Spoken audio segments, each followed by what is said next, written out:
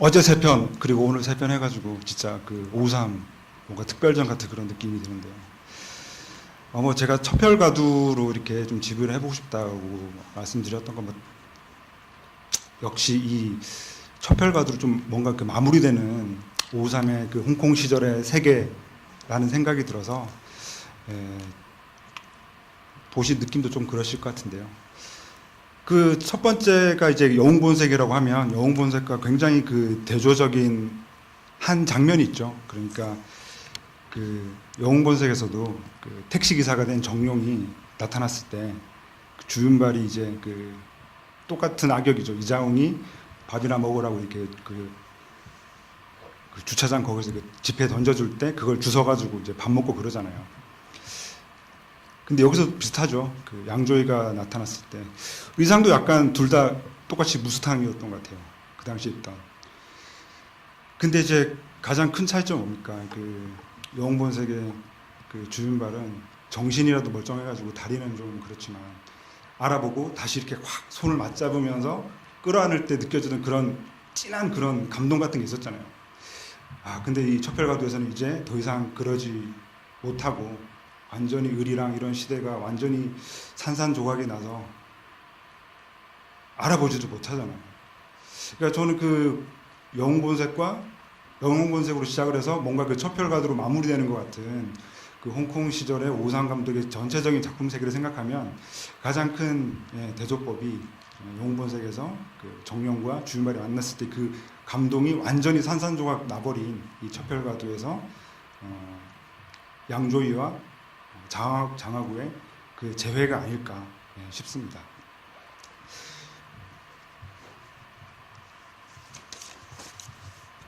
그리고 첩혈가두를 보시면서 예전에 그 극장에서 개봉했을 때 굉장히 많이 잘렸었어요.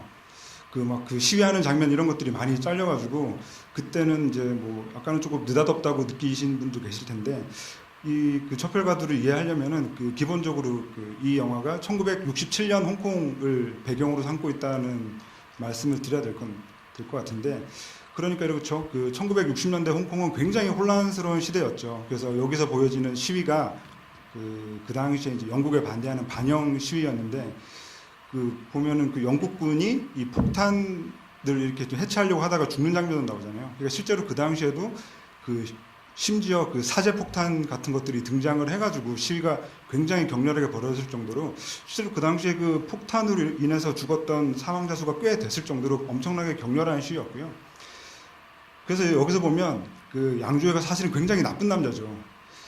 그 여자 이제 막 결혼해서 어떻게 될지도 모르는 그 여자 친구가 아니죠. 아내를 놔두고 그냥 물론 베트남으로 떠날 만한 이유가 생기긴 한 것이지만 굉장히 좀 어떻게 보면 무책임하다고도 할 수 있는 그런 나쁜 남자인데 왜냐하면 이때만 해도 홍콩이 뭐 지금 우리가 홍콩 이러면은 굉장히 막 뭔가 화려하고 왠지 홍콩에는 뭐 애널리스트들만 살고 있을 것 같고 막 그렇잖아요.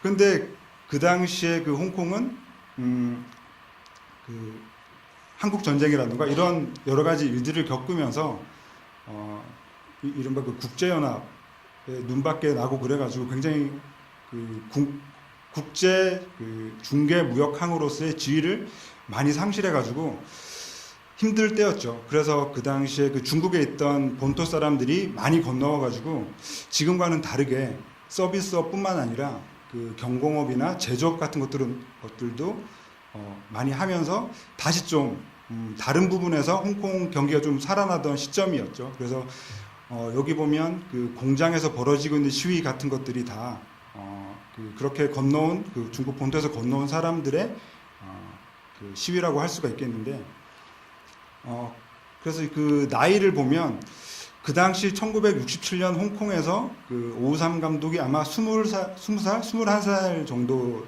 됐을 거고요. 46년생이니까. 그리고 실제로 그 당시에 5.3 감독도 젊은 혈기에 그 당시 시위에 굉장히 크게 참여를 했다 그래요. 5.3 감독 역시도 본토에서 홍콩으로 건너온 사람이었고요. 그래서 이 세 친구가 제가 볼 때는 출신도 제가 금방 말씀드린 것처럼 중국 본토에서 건너온 세 친구가 아닐까 싶어요. 그래서 그 당시 그 전문 조폭 같은 것들은 아니었겠지만 어쩌다 보니 중국 본토에서 건너온 이 세 친구가 이 홍콩에 원래 살던 다른 세력들하고 괜히 좀 이렇게 충돌도 생기고 하니까 이 영화에서 보는 것처럼 그런 패싸움도 하고 그런 거였겠죠. 홍콩에 원래 살던 다른 이 패거리들이 무시하거나 괜히 싸움을 걸거나 이 영화에서 보는 것처럼 그러면서 이런 싸움들이 벌어졌을 것 같고요. 가장 단적으로 드러나는 게 그거죠. 이장웅의 부모, 아버지가 이제 군인이라는 것을 통해서 그런 출신이 명확하게 드러난다고 할 수가 있겠고요. 또 맨 처음에 카톨릭 성당 같은 데서 이 춤도 추고 뭔가 아이들이 그린 그림 같은 것도 있고 그렇잖아요. 그건 역시도 그 당시에 가난한 사람들 혹은 본토에서 건너온 사람들이 이 가톨릭 학교라든가 이런 데서 이제 성장을 했기 때문에 명쾌하게 그런 출신 성분을 드러낸 게 아닐까 싶습니다. 그래서 이 영화에서 등장하는 이 세 친구의 이야기는 중국 본토에서 건너온 친구들이었고 67년 홍콩 그 당시에 어마어마하게 큰 시위가 실제로 많이 벌어졌다라는 것을 이해를 하고 보면 이 영화 초반부의 어떤 분위기라든가 사회상 이런 것들이 명쾌하게 보일 것 같아요. 그래서 그 당시에 얼마나 격동의 시기였냐면 광저우에 있는 어떤 한 장군이 지금 홍콩이 굉장히 혼란스러운데 이때 지금 우리가 홍콩을 먹을 수 있다 이런 식으로 이제 이 일종의 제안 같은 것들을 했다가 그렇게 되면 너무나 이게 큰 전쟁이 나게 뻔하다 보니 그 당시 아마 총리가 주은래라고 하는 총리 좀 들어보셨을 것 같은데요. 그 총리가 이제 그것만은 안 된다고 반대를 해서 그런 전쟁까지 날 수 있을 뻔한 그런 상황까지 갔다고 합니다. 그래서 이 데모를 할 때 보면은 벽에 걸려있는 현수막 같은 것들을 보면 모주석 이런 것도 있었어요. 모택동 이겼는데 하여튼 그런 시위였다는 것을 이해하고 보시면은 이 영화의 어떤 기본적인 배경이 될 것 같습니다. 그런데 역시 중요한 거는 1960년대에 굉장히 혼란스러웠던 홍콩이라고 하는 측면인데 그런 점에서 이번에 상영하는 영화 중에 아비정전 있잖아요. 이 첩혈가두에 등장하는 양조위도 어떻게 보면 아비라는 이름으로 등장하니까 아비정전과 이 첩혈가두라고 하는 이 두 작품이 그 당시 홍콩 1960년대를 그린 어떤 서로 다른 정서의 두 편의 홍콩 영화 이렇게 이해를 하면 되지 않을까 싶습니다. 이렇게 구체적인 역사적인 시간 안에 놓인 이 세 친구의 이야기, 의리 이런 내용들은 굉장히 영화사적으로 많이 영화가 됐었죠. 구체적으로 원스 어폰 어 타임 인 아메리카의 친구들의 어떤 우정이 마모되어가는 과정도 이 영화랑 겹쳐지고요. 최근에 한국 영화 중에서는 곽경택 감독의 친구 2가 이 친구 1의 이전 이야기를 하면서 일본으로 간 주진모의 이야기를 뭔가 여기서처럼 무슨 클럽에 있는 여가수랑 엮이고 이런 식으로 혼란스러운 시대 이런 것들을 조금 이 첩혈가들을 보고 거의 좀 그대로 따라한 것 같은 그런 느낌도 들었고요. 가장 안타까운 대목은 그렇죠.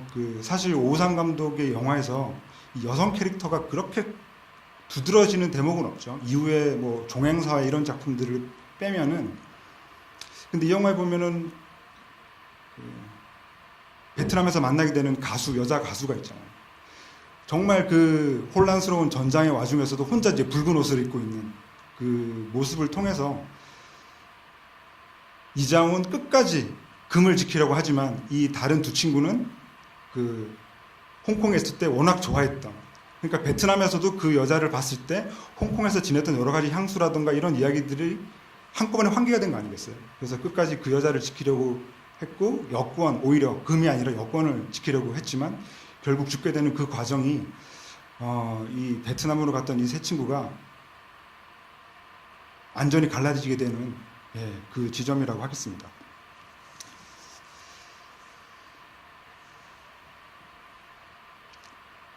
그리고 또 이 영화가 아무래도 월남전을 배경으로 삼고 있다 보니까 구체적으로 떠오르는 여러 장면들이 있어요. 아마 막 강제로 총을 쥐어줘가지고 사람을 죽이게 하는 베트콩들의 어떤 그런 모습들을 보면은 월남전 영화 중에 마이클 치미노 감독의 디어 헌터 있잖아요. 거기서 이제 러시안 룰렛 경기를 해가지고 막 베트콩들이 이제 사람 목숨을 가지고 장난치는 그런 모습이 직접적으로 연상이 돼서 디어 헌터의 영향이 좀 많이 컸던 것 같고요. 근데 그것이 오상 감독이 이전 영화로부터 가져온 어떤 영향관계라면은 가장 직접적으로 떠오르게 하는 거는 천안문 사태라고 할 수가 있죠. 그러니까 베트남으로 갔을 때 어떤 시위가 또 벌어지고 이 탱크가 다가오고 있을 때 한 남자가 그 탱크를 가로막고 서 있는 당시에 타임지에서 천안문 사태를 다뤘던 그 표지 이미지하고도 좀 겹쳐지는 거거든요. 그래서 이 영화를 만든 시점에 전해나 그 거의 전해 전전해 정도에 아마 천안문 사태가 있었을 거예요. 그래서 오상 감독은 그 장면을 통해서 과거의 베트남 전과 그리고 홍콩 반환이라고 하는 1997년 그 사이에서 이제 막 벌어진 중국 본토에서 벌어진 천안문 사태를 겹쳐놔가지고 그 당시에 베트남 전에 으로 인한 혼란스러운 사태 그리고 67년 반영 시위로 인한 정말 홍콩이 앞으로 어떻게 될지 모르는 지금 당장 그 중공군이 내려와서 홍콩이 어떻게 될 것 같다라고 하는 그런 위기 상황까지도 아마 그 당시에 천안문 사태를 겪으면서 느꼈던 오상 감독의 공포 그리고 홍콩 사람들의 공포 이런 것들을 베트남전으로까지 거슬러 올라가서 완성했다고 할 수 있겠죠. 그런데 이 당시에 첩혈가도가 만들어질 때 사람들이 많이 의아해했던 것은 그거였죠. 여운곤색 1편과 2편까지 이제 오상 감독이 만들었는데 그 사실 여운곤색 2편 같은 경우도 오상 감독이 만들고 싶지 않았다가 이제 뭐 사실은 뭐 약간 억지로 만든 작품이었다면 3편까지는 이제 자기가 절대 못하겠다고 해서 이 작품에서 빠진 거였잖아요. 그런데 그걸 거절하지 못한 그 주윤발은 굳이 또 들어가가지고 영고색 3편까지 만들었던 건데 영고색 3편도 베트남과 연결되는 이야기인데 그 영고색 3편과는 다른 오상 감독은 자기만의 어떤 월남전 영화를 만들고 싶었던 거죠. 그래서 이전까지 함께해온 그 주윤발과 함께하지 않는다고 하는 게 그 당시에 굉장히 큰 화제였죠. 그래서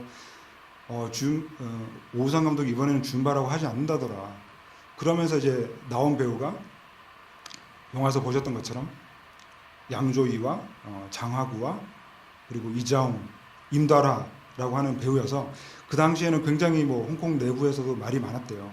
과연 오삼이 주윤발과 잠시 떨어져서 만드는 이 작품이 과연 잘 될 수 있을까? 근데 생각해보면 오삼과 주윤발의 관계를 생각해보면 주윤발이 이 영화에서 뭐 나왔으면 좋겠지만 아무래도 주윤발이 첩혈가도라고 하는 이 세 친구 이야기 속에 쑥 들어와 버리면은 뭔가 이 홍콩을 갑작스러운 사건으로 홍콩을 떠나서 베트남에서 뭔가 저런 악정고투하는 그런 이미지랑 이전까지 완성돼 있던 그 주윤발의 영웅적인 모습하고는 좀 많이 겹치지가 않잖아요. 그런 점에서 오상 감독으로서는 굉장히 야심적인 시도였죠.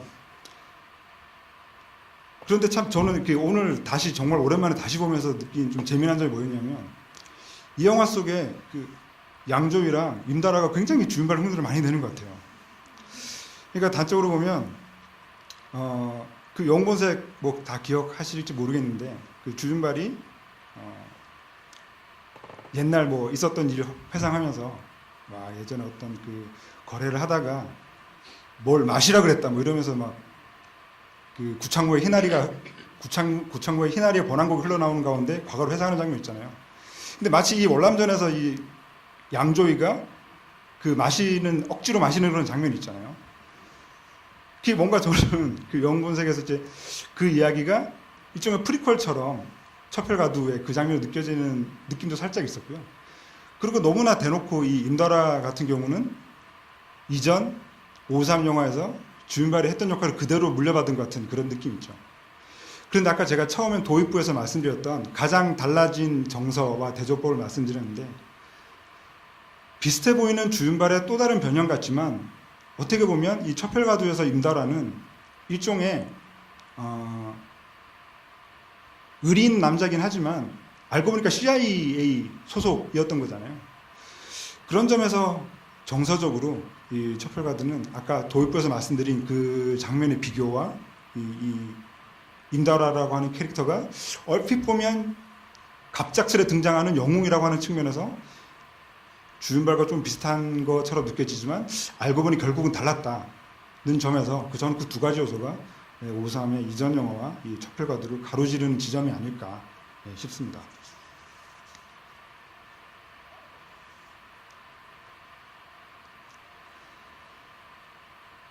그리고 또 마지막 장면 말씀도 드릴 수가 있겠는데요.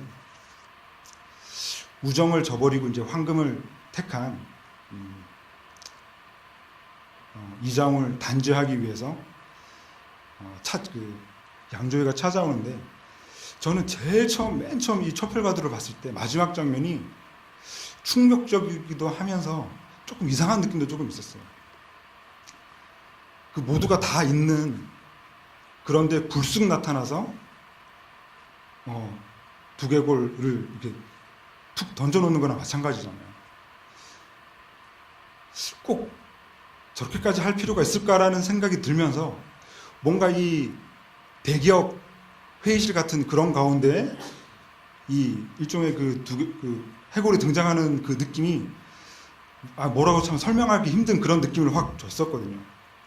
그런데 아마 오우상 감독은 양조위가 그렇게 해야 된다라고 생각했기 때문에 이렇게 연출을 했겠죠.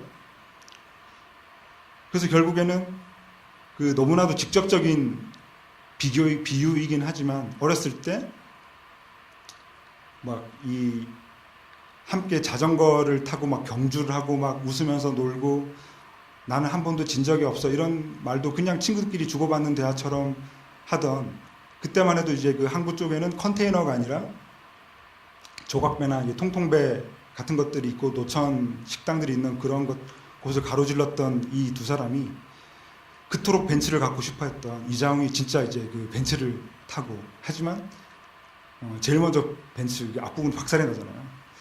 그런 상태로 이 자동차 경주를 하면서 똑같은 길을 그렇게 갈 때, 또 이제 오상 감독은 이전에 자전거 경주하는 장면까지 이렇게 또 교체 편집을 시켜놨잖아요. 똑같은 길, 하지만 이제는 달라진 그 길을 벤츠 자동차 경주를 하고 막 서로를 죽이려고 싸우고 하면서 가는 그, 지금으로 보자면은 너무나 자기적이라고도 말할 수 있는 그런 비유법을 통해서 오우상 감독은 우정이 무너진 과거의 어떤 여러 가지 가치들이 완전히 박살나버린 지금 현재 그 홍콩의 모습을 저렇게 그리려고 한 게 아닐까 싶습니다. 그리고 제가 이제 저는 이제 홍콩 많이 왔다 갔다 하면서 그 영화 촬영지들 많이 돌아다니고 그랬는데요. 첩혈과도에서 이제 그 친구들이 함께 살던 그 아파트를 한번 찾아보려고도 많이 가봤었어요. 거기가 이제 제가 이런저런 자료들을 조사하면서 보니까 그 삼수입보라고, 홍콩 가보신 분은 아실 텐데, 삼수입보라고 이제 보통 사람들이 말하기로 홍콩의 용산이다라고 말하는, 거기도 무슨 전자제품 가게라든가 이런 데를 많이 모여 있거든요. 거기 가면 실제로 공단 같은 것들이 많이 형성이 있죠. 그러니까 이 영화 속에서 등장하는 그 데몰하고 이런 지역이 홍콩의 약간 구로공단 같은 그런 느낌이 있는 그런 곳인데요. 삼수입보의 그 옛날 아파트촌을 가보니까 이 영화 속에서 그 굉장히 참 향수 어리게 등장하는 그 결혼식 장면 같은 것들이 있잖아요. 그런 것들이 벌어졌던 그 옛날의 그 낡은 아파트촌이 이제 완전히 다 사라지고 또 다른 아파트촌이 들어섰는데, 이런 느낌은 확실히 아니었고요. 하여튼 제가 이제 그 삼수입보의 그 아파트촌을 찾았을 때, 이제 확실히 이 영화가 나온 지가 거의 20년 전이니까 옛날 같은 풍경은 기대할 수가 없겠다는 생각으로 이렇게 돌아와서 봤는데, 그 아파트촌이 최근에 거기에 등장하더라고요. 그 허하나 감독의 갑자기 제목 기억 안 나네요. 허하나 감독 그 유덕화 주연 최근 영화 있었잖아요. 심플 라이프. 예. 거기에 이제 그 아파트가 등장하더라고요. 그래서 그 예전에 그 첩혈과도에 그 친구들이 막 결혼식도 하고 막 그렇게 지냈던 거기서 또 이 심플 라이프의 그런 또 애잔한 이야기까지 펼쳐지는 그런 것들을 보니까 조금 마음이 스산했던 그런 기억이 납니다. 그리고 이제 그 당시 이 첩혈가두를 만든 오상 감독이 그 당시 했던 인터뷰 자료를 조금 제가 가져와서 좀 들려드릴게요. 뭐 짐작하실 만한 내용들인데요. 그 1960년대 홍콩 사람들에게는 그 따뜻한 마음과 낭만이 있었다. 그런데 급격한 사회 변혁을 겪으면서 생활이 어려워졌고 인심도 각박해졌다. 낭만도 사라지고 첩혈가두는 우리가 얼마나 많은 것을 잃어버린 채 서로를 상처내며 살아가고 있는지를 이 첩혈가두를 통해서 보여주고 싶었다라고 했고요. 영웅본색이 그 1997년 그 홍콩 반환을 앞둔 홍콩 사람들의 불안 심리에 잘 부합했던 그런 영화. 그러니까 영웅 주윤발이 등장하면서 불안감을 일시에 해소해주는 그런 것들. 뭐 그 유명한 표현 있잖아요. 데우스 엑스 마키나 같은 그런 존재였다면은 첩혈가두는 더 이상 그런 것이 가능하지 않은 1997년을 바라보는 홍콩 사람들의 불안 심리나 더 이상 구세주가 등장하지 않는 냉정한 현실을 보여주고 싶었다 라고 했고요. 의리가 황금으로 묵살돼 버리는 그런 사회적 가치의 말살 이런 것들을 그려내고 싶었다고. 뭐 이렇게 말로 풀면은 굉장히 정리가 잘 되는 내용들이죠. 너무나 굉장히 교과서적인 내용들인데 그 당시에 오상 감독이 이렇게 얘기를 했고요. 그러면서 제가 또 말씀드렸던 거 있잖아요.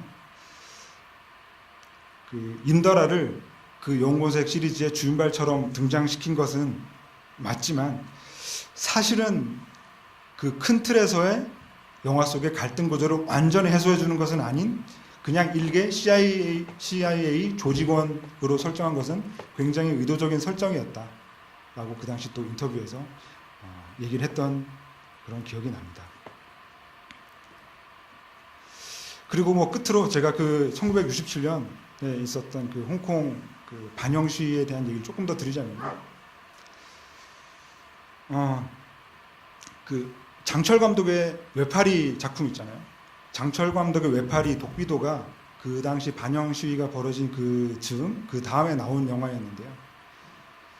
그때 외파리가 엄청나게 기록적인 흥행을 거뒀고 젊은 사람들 사이에서는 거의 열광적인 반응을 불러일으킨 그런 당대 히트작이었는데 그때 반영 시위로 인한 젊은 친구들의 어떤 갈증이라 그럴까 해소되지 못한 그런 울분 같은 것들을 담아낸 작품이 장철 감독의 외팔이어서 그 당시에 어마어마하게 히트를 쳤다 그래요. 그래서 그 외팔이에서 왕후 캐릭터를 떠올려 보면은 팔이 잘리고 그런데 그 자기가 몸담고 있던 도장에서 스승이든 그리고 뭔가 자기랑 뭔가 그 당시로 요즘식으로 얘기하면 썸을 타고 있는 것 같았던 그 도장의 딸, 그 사부의 딸 같은 경우도 사실 그냥 뭐 힘을 못 쓰고 그 여전히 자기를 미워하는 도장의 그 선배들은 자기보다 실력이 떨어지는 것이 너무나 명확한데도 계속 시기 질투를 하고 이전까지 있었던 도장 영화, 무도관 영화들의 어떤 컨벤션과 비교를 해봐도 그 왕후는 너무나 외로운 캐릭터였거든요. 외팔이라고 하는 영화 안에서. 근데 그 외로움에 더해서 단지 도장에서 쫓겨나는 수준이 아니라 팔이 하나 잘려져 나간 채 도장에서 배제되는 거잖아요. 그런 모습들이 뭔가 부푼 꿈을 안고 그러니까 가장 명쾌한 캐릭터는 첩혈가두의 이자옹 캐릭터라고 하겠죠. 아버지는 군인이었는데 홍콩에 와가지고 하는 일은 그냥 뭐 청소부 일이나 하고 있고 그러니까 사실은 이자옹 캐릭터가 단지 악역이라던가 못된 놈이라고 말하기에는 그 당시 그 홍콩으로 건너온 가진 것 없고 울분 많은 그런 청년들의 여러 가지 것들을 굉장히 압축시켜 놓은 그런 캐릭터로 할 수가 있겠거든요. 그런 점에서 그 당시 67년에 어마어마하게 히트를 했던 장철 감독의 외파리의 왕후 캐릭터와 그리고 한참 뒤에 만들어진 오삼 감독의 첩혈가두의 이장우라고 하는 캐릭터도 조금 겹쳐지는 측면이 있다. 그래서 이 첩혈가두가 제일 처음 그 개봉했을 때 극장에서는 너무 많이 잘려가지고 이해가 안 됐고 나중에 삐짜 비디오를 구해서 봤을 때는 웬 그 총격전을 기대하고 봤다가 너무 이 초반에 데모를 많이 해가지고 뭐야 이러면서 사실 또 봤던 기억도 나거든요. 근데 이런 것 저런 것들을 다 알고 뒤늦게 보니까 이 영화 여러 가지 뭐 맥락이라던가 시대 상황이라던가 이 세 친구가 베트남으로 가서 이렇게 이 우정이 와야 되는 과정 이런 것들이 더 크게 다가왔던 것 같고요. 아무튼 오상 감독이 결국 영웅고색 1편과 2편 그리고 첩혈상웅 이런 것들을 거치면서 하고자 했던 얘기의 어떤 정수, 홍콩에서 살아가고 있는 감독으로서 자기가 뭐 이때쯤 이미 뭐 헐리우드 진출 같은 것들도 조금 약간 염두에 뒀을 것 같은데 그런 것까지 다 감안해서 오삼 감독이 꼭 만들고자 했던 그런 작품의 여러 가지 것들이 다 여기에 담겨져 있지 않나 하는 생각이 들어서 좀 많이 애착이 가는 작품이고요. 이번에 그 영상 자료에서 되게 정성스레 마련해준 이 홍콩 영화 제 수많은 작품들 중에서 꼭 한번 좀 따로 얘기하고 싶은 진짜 우리가 이 영화제 제목처럼 그 시절 우리가 사랑했던 홍콩 영화의 수많은 리스트들 가운데 정말 꼭 한번 다시 얘기해 보고 싶은 작품이 첩혈가두였습니다. 그래서 다시 보실 일은 없겠지만 네. 저도 이제 사실은 뭐 영웅본색이나 다른 작품들은 뭐 틈틈이 되게 많이 보거든요. 내 생각에 첩혈가두는 좀 굳이 좀 이렇게 다시 보고 싶은 느낌이 너무 좀 어둡기도 하고 그래서 길기도 길고요. 더군다나 제가 그 선명하게 기억나는 거는 삐짝 비디오를 구해가지고 야 드디어 내가 이제 완전판으로 이 첩혈가두를 보는구나라고 해서 봤는데 주구장창 데모만 해가지고 좀 그랬던 기억이 납니다. 근데 그 당시에 이 영화 극장에서 개봉했을 때는요 시위 장면이라던가 마지막에 양조위가 베트남을 떠나면서 그 베트남 피난민 행렬에 끼어가서 오는 장면 이런 것들이 완전히 다 삭제된 채로 개봉했던 그런 작품이었습니다. 아무튼 뭐 제가 첩혈가두를 통해서 드릴 말씀 여기서 뭐 마무리 짓고요. 뭐 혹시나 뭐 질문 같은 것들이 있으시면 제가 아는 선에서 성심성의껏 답변을 드리도록 하겠습니다. 혹시 뭐 질문 있으신가요? 예, 저기 한가운데. 예, 저기 마이크가 있습니다.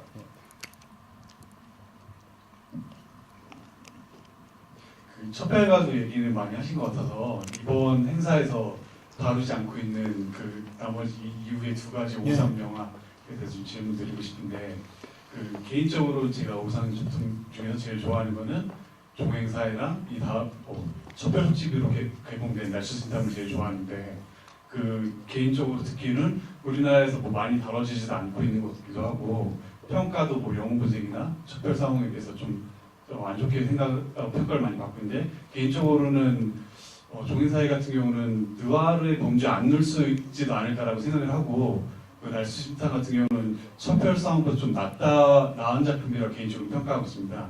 그 두 작품에 대해서 뭐 기자님이 생각하시는 평가나 아니면 의미 같은 거 있으신지 한번 들어보고 싶습니다. 종행사회랑 첩혈속집 말씀하시는 거죠? 먼저 첩혈속집을 말씀드리면은 첩혈속집은 이 첩혈가두를 만든 다음에 또 만든 작품이잖아요. 그러니까 이 첩혈가두는 뭔가 이 자신의 홍콩 시절에 만든 영화를 마무리하는 그런 느낌인데 아무래도 그 당시 오상 감독은 홍콩에서 가장 잘 나가는 감독이다 보니까 아무래도 다시 그 누구죠?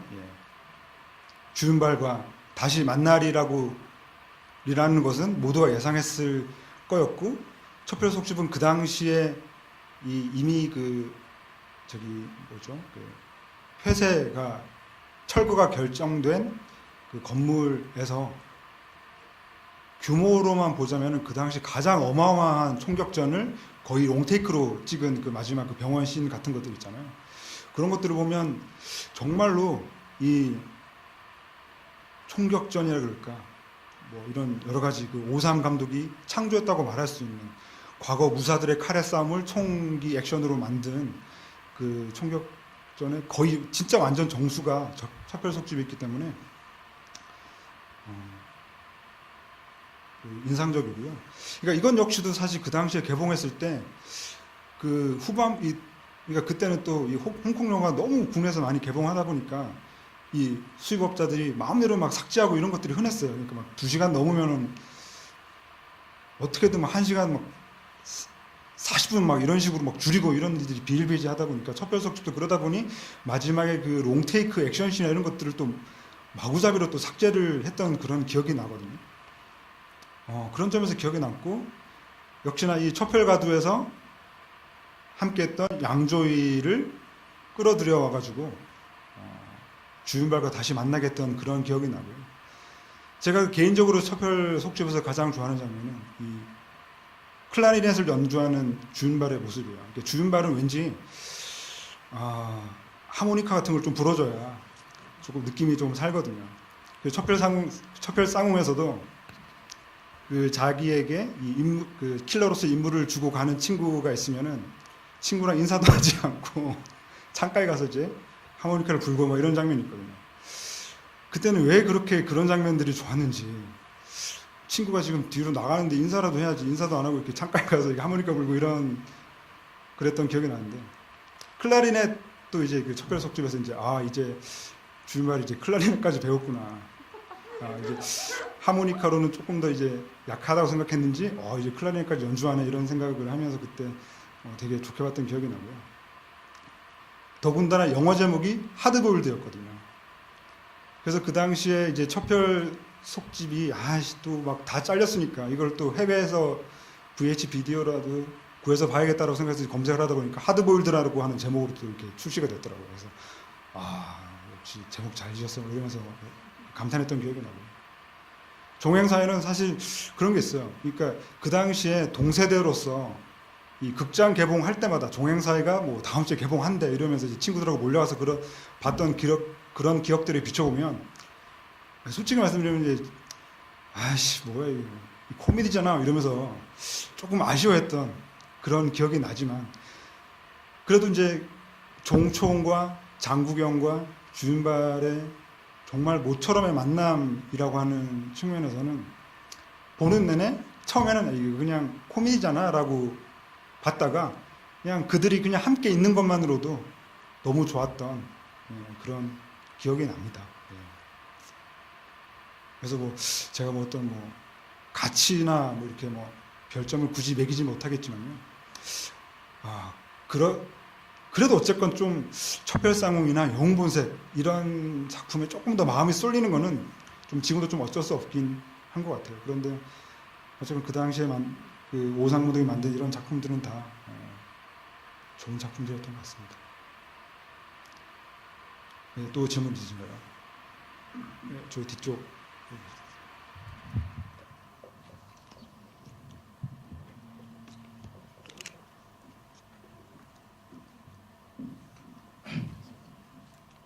저는 개인적으로 홍콩 오락영화라고 하는 홍콩 느와르의 진수를 만끽한 세대거든요. 근데 오늘 그 첩별가두라는 영화를 보면서 좀 오상 감독의 좀 안타까움이라고나 할까? 그걸 좀 느끼겠어요. 왜냐면 얼마 개봉된 게 바로 그렇게 얼마 안 될 차에 영웅본색 원투를 갖다가 그렇게 완전히 든실한 공사처럼 잘 그렇게 연출한 사람이 이건 너무너무 버린 작품처럼 너무 연출력이 너무 듬성듬성하고 대범대범하고 그랬고 얼마 세월도 안 지났는데 너무 덤벙덤벙 만든 것 같아요, 개인적으로. 그래서 좀 같은 감독으로서 좀 그렇게밖에 만들 수 없었나 하는 좀 안타까움이 좀 먼저 들기도 하고요. 그리고 너무 총격신을 갖다가 너무 과잉 사용한 것 같습니다, 제가 보기엔. 그래서 옛날부터 너무 과하면 지나치만 못하다고 좀 그 말이 좀 딱 들어맞는 것 같아요. 그리고 좀 아까 주 기자님이 여기 영웅본색에서 주윤발이 많이 부각된 건 맞는데 그게 오상 감독이 연출한 게 아니라 원래 정룡을 영웅 만들어 주려고 그거 영웅본색을 기획했다고 그러는데 그 주윤발은 어떻게 운이 좋게 그 영화에서 재평가 받았다고 제가 들었거든요. 네, 전 그렇게 알고 싶습니다. 예. 네. 제 생각입니다. 어떻게든 제가 답변을 드리겠습니다. 그러니까 그 영웅본색도 원래 그 원작이 있는 작품이었거든요. 60년대에. 그러니까 그 이제 막 감옥에서 출소한 정룡이죠. 이제 막 감옥에서 출소한 사람이 사회에 적응하지 못하고 막 이렇게 이 풍파를 겪는 그런 주인공이었고, 역시 정룡이 주인공이 맞는데, 이 영웅본색을 통해서 이 주윤발 비중이 영웅본색이라고 하는 제목으로 리메이크가 되면서 주윤발의 비중이 확 늘어나는 건 맞고요. 되게 놀라운 건요. 그 영웅본색을 찍을 때 오삼 감독이 40살이었고요. 주윤발이 30살이었어요. 저보다 거의 10살 정도 더 어린, 그러니까 사실 따지고 보면 이후에 무적자로 이렇게 한국에서 리메이크가 됐는데, 무적자로 송승헌 씨가 이제 주윤발을 대신할 때 30대 중후반의 나이였죠. 그런데 그 과거 영웅본색의 주윤발과 무적자의 송승헌을 비교해 보면 막 송승헌이 더 아이처럼 느껴지잖아요. 더 동생처럼 느껴져요. 그러니까 그 당시에 주윤발이라고 하는 사람이 가지고 있는 존재가 어마어마했다라고 생각이 드는데, 근데 영화로만 보면은 주윤발의 깜짝 등장이지만 사실 그 이전에도 주윤발은 홍콩에서는 대단한 스타였거든요. 상해탄이라고 하는 드라마도 있었고, 그 여러 작품에서 거의 막 그 TVB 드라마에서 주연도 맡았고요. TVB 반 그 배우 양성소에 했을 때는 거의 지존이었죠.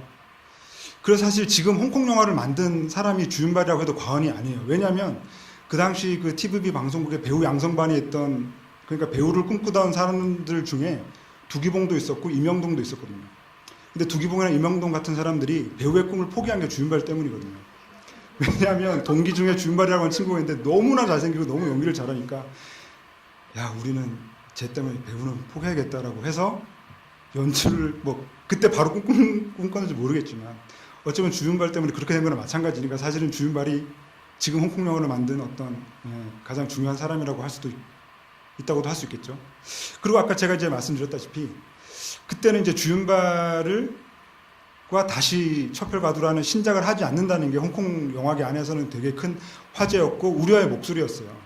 왜냐하면 뭐 이렇게 뭐 듬성듬성 뭐 이런 말씀을 하시긴 했지만, 사실 그 당시에 첩혈과두는 홍콩에서 거의 뭐 45만 자, 50만 자 뭐 이상의 가장 많은 필름을 써서 만든 영화였고, 제작비 규모로서도 거의 최대의 규모였고요.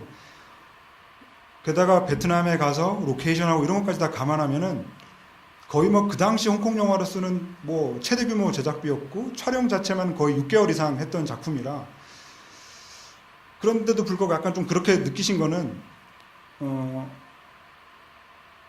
양조위도 사실은 그 당시에 그 위천도령기라던가 이런 작품을 통해서 스타긴 스타였죠. 임다라도 영화로만 보면은 한국 관객들에게는 되게 신인처럼 느껴지지만, 임다라도 그 위천도령기에서 장취산인가 뭐 이런 역할을 하면서 양조위랑 임다라 모두 뭐 이미 유명할 때였거든요. 근데 이제 아무래도 우리가 느낄 때는 신인처럼 받아들여지다 보니까 뭐 그런 것들까지 겹쳐가지고 좀 저도 양조의 연기력은 좀 많이 아쉬워요. 그러니까 뭔가 이렇게 중요한 대목들에서 깜짝깜짝 놀래고 막 인상 쓰고 이러는 것들이 좀 굉장히 과잉으로 느껴지거든요. 그러니까 그 당시에 양조위나 임다라나 장하구는 이제 진짜 이 첩혈과두라는 작품으로 정말 꿈에 그리던, 지금 한국으로 치면 느닷없이 봉준호나 박찬욱 영화에 출연하게 된 신인 배우 같은 그런 마음으로 굉장히 열정적으로 임하지 않았을까. 그런데 그게 플러스가 되기는 좀 힘든 측면도 있고요. 그래서 이 영화 볼레로라고 하는 바 있잖아요. 술집에서 벌어지는 총격전이 사실 조금 아쉽죠. 어떻게 보면 오삼 감독으로서는 굉장히 장기이자 이 진 면목이 드러나야 되는 그런 총격전이 나와야 정상인데, 아무래도 베트남 로케이션이라든가 이런 쪽에 공을 들이다 보니까, 이 볼레로는 홍콩에서 세트에서 찍은 거거든요. 오죽하면 그 당시 한국 잡지 로드쇼 기자들이 이 볼레로 바에 그 현장 취재를 갔었어요. 그때는 그런 시절이었죠. 그래서 보면 그 현장 기사를 보면은 뭐 이 피 흘리고 있고, 뭐 피 흘리고 있는 양조위나 그 죄송합니다. 양조위나 장하구가 그 로드쇼를 이렇게 보고 있는 사진까지 막 실려 있거든요. 더구나 또 아쉬운 거는 볼레로에 처음 등장할 때 임다라가 이 수염을 그리고 났어요. 나중에 베트남에서 찍은 모습을 보면은 이 다 수염이 나 있는데 볼레로에서는 이 거무스름한 이 메이크업까지 했어요. 수염을 더 길러서 이렇게 장면 연결을 하면 좋겠지만 아무래도 오상 감독 입장에서는 제가 뭐 예상을 하자면 이 월남에서의 장면들에 더 이게 좀 공을 쏟아야 되다 보니까 규모도 더 크고 홍콩에서 찍는 이런 세트 촬영에는 조금 소홀하지 않았나라는 생각도 조금 감히 제가 조금 해봅니다. 그래서 이제 영화 전체적으로 보면 조금 불균질한 느낌이 조금 있지 않나 어쩔 수 없이 그런 생각도 조금 해보게 됩니다. 그래서 말씀하신 그런 좀 아쉬움이나 이런 것들은 조금 그런 어떤 제작 상황에서의 어떤 여러 가지 것들이 겹쳐져서 조금 나온다라고 생각이 됩니다. 그래서 결정적으로 보면 마지막 장면 같은 경우도 홍콩에서 찍은 장면인데 머리에 정확하게 총을 맞아야 끝나는데 안 맞고 끝나잖아요. 그냥 쓰러지잖아요. 이장훈이. 그런 것도 조금 지적할 수가 있겠네요. 뭐 시간 관계상 뭐 한 분이나 두 분 정도 질문 받고 마무리하도록 하겠습니다. 여기 앞에 계신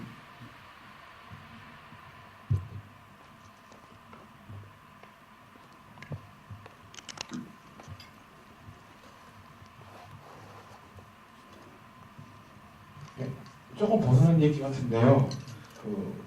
오상 감독 헐리우드 커리어에 대해서 어떻게 생각하시는지 궁금하고요. 그리고 그 중에서 특히 윈드 터커를 어떻게 보시는지 되게 궁금합니다. 윈드 터커요. 윈드 터커 같은 경우는 제가 그 당시에 저 혼자만 이렇게 되게 좋아해가지고 약간 왕따를 당했던. 그래서 저는 제가 요즘에 기억력이 때문에 그 하드 타켓 다음에 만든 그 니콜라스 케이지 나오는 작품이 뭐였죠? 네? 브로큰 에로 다음 작품 페이스오프. 제가 참. 그 페이스오프는 이제 모두가 인정하는 헐리우드 진출한 그 오상 감독의 최고작이라고 뭐 다들 얘기를 많이 하잖아요. 저는 뭐 하드 타겟도 뭐는 좀 그랬고 브로큰 에로도 좀 그랬고 페이스오프에서 확 이렇게 됐는데 그 대부분 그런 게 있잖아요. 그 대부분의 감독들이 그럴 텐데 상업적으로 굉장히 확 터트린 작품 다음에는 자기가 이전에 가지고 있던 프로젝트 중에 좀 잘하기 힘들었던 쉽게 꺼낼 수 없던 카드를 꺼낸다고 생각을 하는데요. 오상 감독도 페이스오프로 그렇게 된 다음에 자기가 진짜 만들고 싶어 했던 작품을 꺼냈다고 저는 좀 생각을 하는 측면이 있는데 윈드 터커 같은 경우도 조금 2차 대전이라고 하는 무게 자체가 조금 진둘려서 조금 아쉬운 대목들이 있지만 그 구체적 여러 설정들 있잖아요.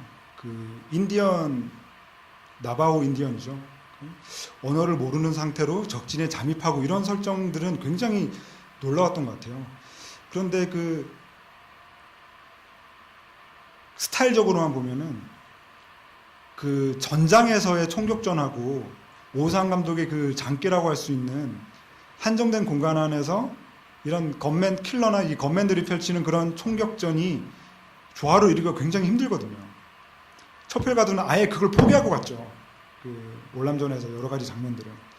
근데 그 헐리우드 스튜디오 같은 경우는 오상 감독이 그런 장기를 살려주기 바랬고 오삼은 조금 그러기 싫어했던 것 같은데 그래서 마지막에 뭐 니콜라스 케이지가 느닷없이 막 주일말식의 그런 그 쌍권총 액션 이런 것들을 하는 것들을 보면은 조금 그 영화 역시도 좀 많이 아쉬운 점이 남는 것 같아요. 그런데 그 나바오 인디언이라고 하는 캐릭터 자체는 뭔가 그 이방인이라고 하는 오상 감독 자신의 그런 개인성 같은 것들이 그 인디언에게 좀 투영됐다라는 느낌이 들어가지고 저도 그 영화를 막 너무 끝까지 다 즐기면서 본 영화는 아닌데요.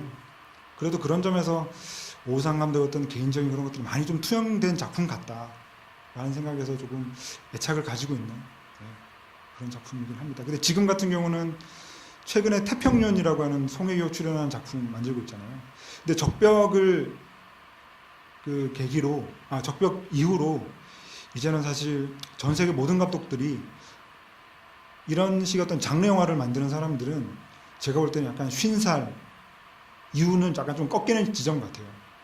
왜 그런지는 뭐 모르겠지만 그런 점에서 이제 오상 감독이 정말 과거에 저런 진짜 우리가 좋아할 만한 장르 영화의 걸작들을 만들어내던 시대는 아쉽지만 조금 지난 것 같다 라는 생각이 드는 건 좀 어쩔 수 없는 것 같습니다. 네, 그럼 뭐 마지막 질문 받겠습니다. 네. 그러면 그 아까 드셨던 저분하고 여기 앞에 분 이렇게 두 분 받고 끝날게요. 네. 저는 주성철 기자님께서 쓰신 책 홍콩이 두 번 가겠습니다. 예. 저도 그 지도 삼아서 한번 갔다 왔는데 감사합니다. 기자님께서 이제 개인적으로 뭐 추천할 만한 장소 있으면 아직 지금 갔을 때 아직 남아 있는 곳 있으면 좀 소개해 뭐 책을 보셨다 그러니까요. 책에 없는 장소 중에서는요. 그 순유영료에 나온 아파트 있잖아요. 아, 지명이 또 갑자기 기억이 안 나네요. 이 삼수입구랑 거의 멀지 않은 그런 곳에 있는 아파트인데 거기가 굉장히 기억에 남고요. 최근에 트랜스포머를 보니까 또 거기서 찍었더라고요. 똑같이 그 마크 왈버그가 막 뛰어다니고 떨어지고 이런 장소로 또 등장을 했던 기억에 나는데 그런데 진짜 가보고 싶은 장소는 늘 없는 것 같아요. 그 영웅본색 같은 경우도 순전히 제가 이제 그런 것들을 찾는 거는 그 한글 자막 말고 중문 자막을 이제 알아듣지도 못하면서 띄워놓고 이제 그거를 이제 메모를 하는데 영웅본색은 마지막에 이제 그 떠나는 그 장소가 소서만이라고 막 등장하는 데가 있어요.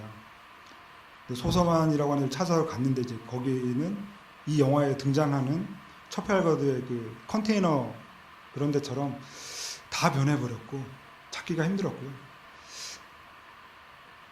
근데 처펠가드랑 연결시켜보면 그 처펠가드의 흔적을 찾으려고 갔다가 결국은 찾지 못하고 그냥 아파트촌 있는 거기서 그냥 가만히 있던 그 거기가 삼수입보라고 하는 지하철역에서 내려가지고 그냥 이 영화에서도 보면 그냥 산에 있는 아파트잖아요. 그냥 산까지 걸어간 거였거든요.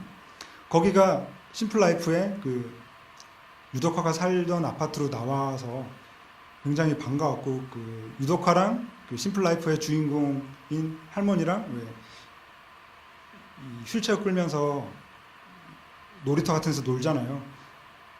가니까 있더라고요. 뭐 그렇게 넓고 큰 그런 장소가 아니어서 그 메모를 하셨다. 혹시 관심 있으신 분들은요. 삼수입구역에 내려가지고 그냥 산을 바라보면서 한참 걸어 가시다 보면은 심플라이프나 이런 데 나왔던 아파트와 놀이터 이런 데들이 아마 다 나올 겁니다. 그래서 굳이 책이 없는 장소 중에서는 제가 최근에 거기 가서 되게 좀 좋았던 기억이 납니다. 네, 거기 하시겠어요? 네.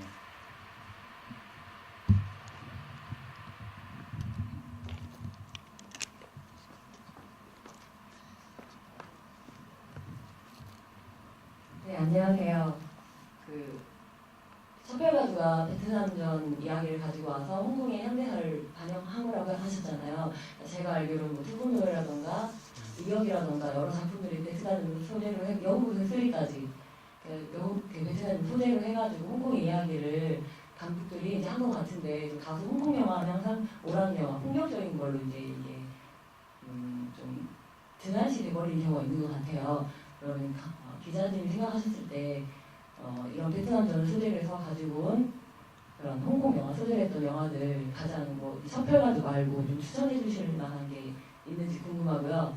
두 번째 질문은 저도 그 아까 직전분처럼 그 홍콩 두 번째 가게 된다면 책을 사서 2012년도에 이제 기자님이 뭐 소개해 주신 여러 촬영이라던가 무이와 섬 다 몇 군데 찾아봤는데 그 아비정전이 촬영되었던 봉준정 박스가 있던 거기를 제가 3시간 헤맸거든요. 그 손조산 기념관으로 올라가서 펜트로드인가 거기가? 네, 그 제가 거기를 3시간, 캐슬로드요. 네, 3시간을 헤맸는데 막 안 되는 언어로 막 손짓발짓하면서 거기를 물어보면서 찾았는데 결국 못 찾았거든요. 혹시 그 지금 있나요? 있죠. 그 공중전화 박스만 새로 이제 그 영화 때문에 설치를 해서 이제 그런 건데요. 그 캐슬로드에 대한 문의는 저도 하도 많이 받아서 제가 지도를 제가 그때만 해도 이렇게 손으로 그려가지고 저의 잘못 불찰인데요. 근데 찾아가신 분들도 꽤 있는데 그 정확하게는요 그 캐슬 로드라고 이렇게 지금은 이 스마트폰으로 이 요즘에 왜 9,900원이면은 그 데이터로밍 되잖아요.